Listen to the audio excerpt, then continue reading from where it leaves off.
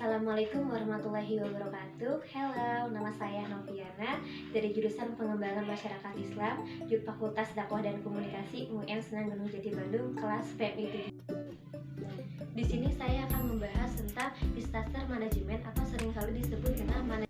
Bencana adalah gangguan serius terhadap keberfungsian suatu masyarakat yang menyebabkan kerugian yang meluas pada kehidupan manusia, baik dari segi materi, ekonomi, lingkungan, dan melampaui batas kemampuan masyarakat untuk mengatasi dengan menggunakan sumber daya yang mereka miliki sendiri. Bencana dibagi menjadi tiga, yaitu bencana alam, bencana non-alam, dan bencana sosial. Bencana alam contohnya seperti gunung meletus, gempa bumi, banjir, tanah longsor, kekeringan. Sedangkan bencana non-alam ialah contohnya seperti gagal teknologi, gagal modernisasi, epidemi, dan adanya wabah penyakit. Sedangkan yang ketiga yaitu bencana sosial, contohnya seperti terjadi peperangan. Menurut Undang-Undang Nomor 24 Tahun 2007, manajemen bencana adalah suatu proses dinamis, berlanjut, dan terpadu untuk meningkatkan langkah-langkah yang berhubungan dengan observasi dan analisis bencana, serta pencegahan, mitigasi, peringatan dini, penanganan darurat, rehabilitas, dan rekonstruksi bencana. Terdapat 3 tujuan manajemen bencana menurut Warfield. Yang pertama yaitu mengurangi atau mencegah kerugian akibat bencana. Yang kedua yaitu menjaminnya terlaksana bantuan yang segera dan memadai terhadap korban bencana. Yang ketiga yaitu mencapainya pemulihan yang cepat dan efektif.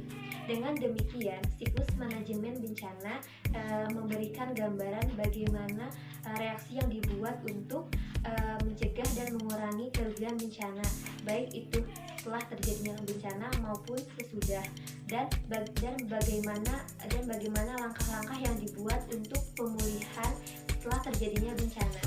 Terdapat 4 fase manajemen bencana. Yang pertama yaitu fase mitigasi, yaitu upaya untuk memperkecil dampak negatif dari bencana.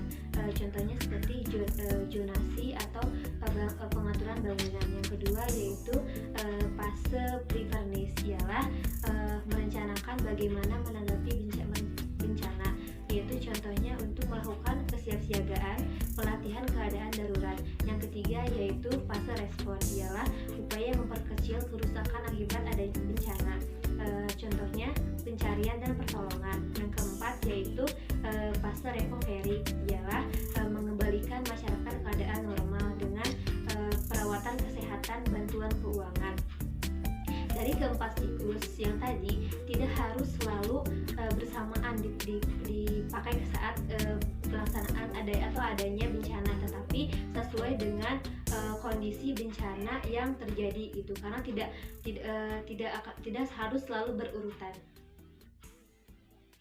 Upaya mitigasi bencana dapat dilakukan dalam bentuk mitigasi struktur, yaitu dengan memperkuat bangunan dan infrastruktur dengan seperti kode bangunan, desain rekayasa, dan konstruksi.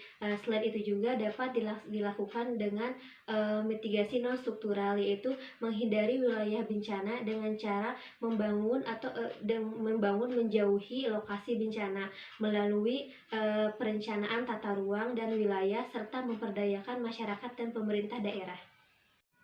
Sekian dan terima kasih, semoga bermanfaat. Wassalamualaikum warahmatullahi wabarakatuh.